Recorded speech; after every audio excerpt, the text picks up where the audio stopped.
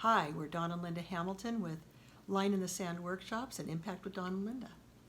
And we are so glad you joined us today.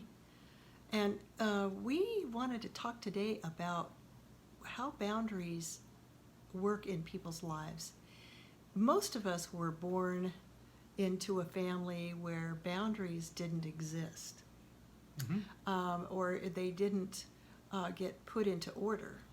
And some families did, but what we want to do is go over those today. There is an order to boundaries, and there are principles to use. Using your boundaries that will make a great effect to become very healthy relationships.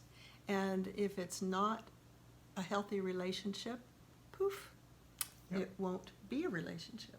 That's right. So there's really 10 basic principles or guiding principles in boundaries. So we're just going to list them and talk about them very briefly today, and then in coming days and weeks we'll go ahead and delve into each one of them in a little more depth. So the first one is sowing and reaping, or cause and effect. There is always a cause and effect, and it may not always be very obvious, but there is. The second one is responsibilities. What are you responsible for? What is the other person in your relationship responsible for? And what are you not responsible for? And that's probably just as important. Power. Your words have power, and so what kind of power do they have? And understanding how certain words have more power than other words is important to do. The fourth one is respect. Respecting each other, respecting your relationship, and respecting that other person, and having mutual respect for each other goes a long way. The fifth one is motivation. What are you motivated by? Are you motivated by certain things? And so your relationship with someone may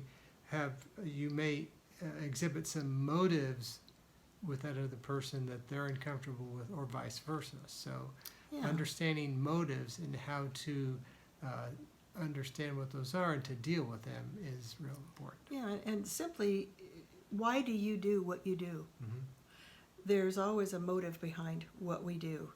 And so we want to make sure that we really examine that. And then the sixth one is evaluation.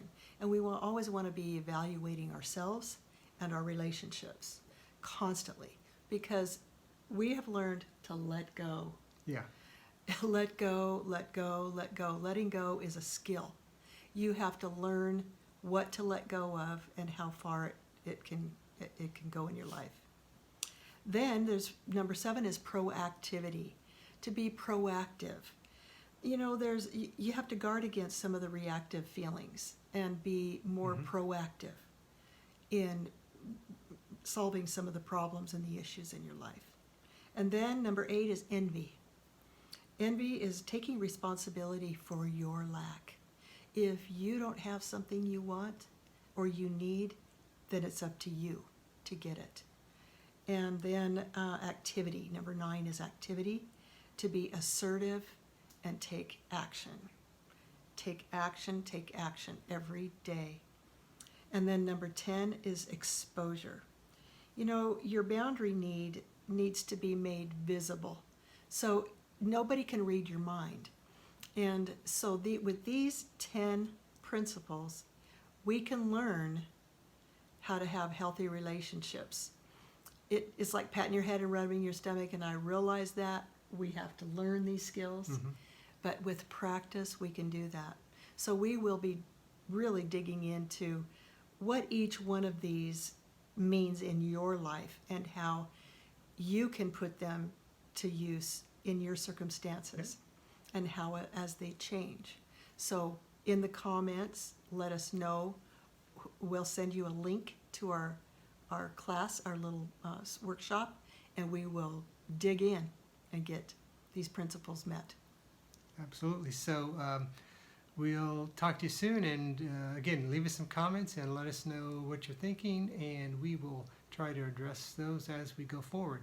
in the nenext few days and weeks, we'll delve into some of these principles, each one individually in more detail. But for now, give it some thought and think about what we said, and I'm sure it'll spur on some conversation. So thanks for joining us, Good and stuff. we will talk to you soon. See ya.